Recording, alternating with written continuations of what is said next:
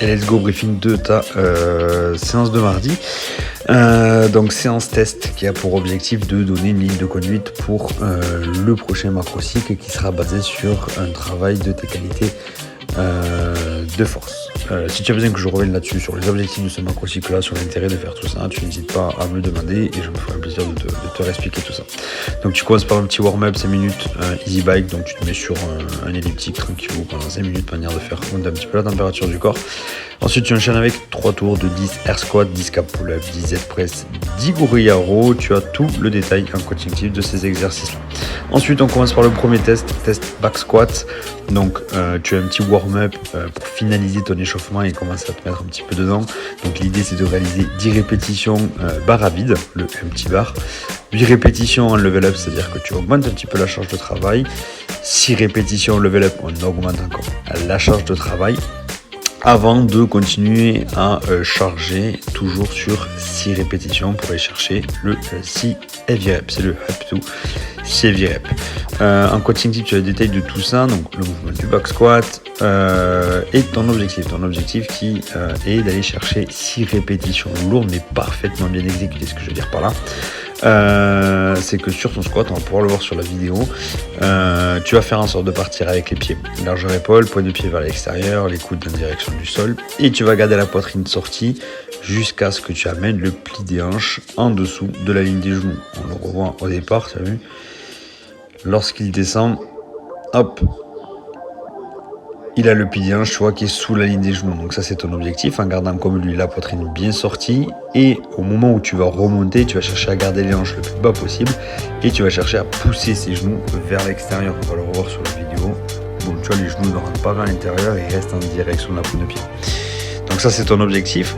Quand on parle de heavy rep, c'est-à-dire 6 reps lourdes, mais avec le mouvement que je viens de décrire là, parfaitement bien exécuté.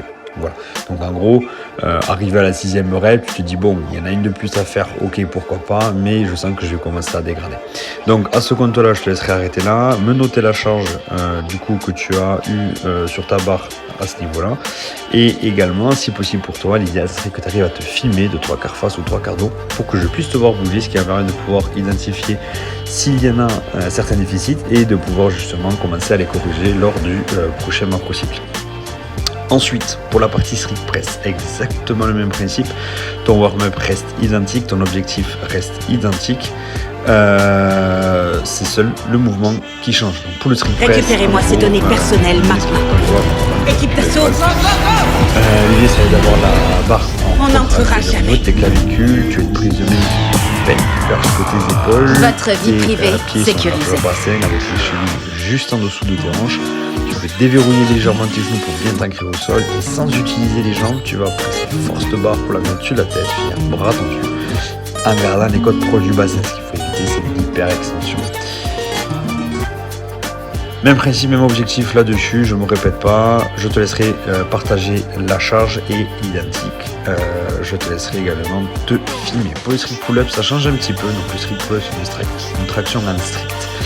Tu vas réaliser une série de 2 tractions à vide, une série de 3 tractions à vide, une série de 5 tractions à vide. À partir de ce moment-là, si 5 répétitions ou 3 répétitions à vide, c'est déjà compliqué pour toi, ok, tu t'arrêtes là et tu me le notes.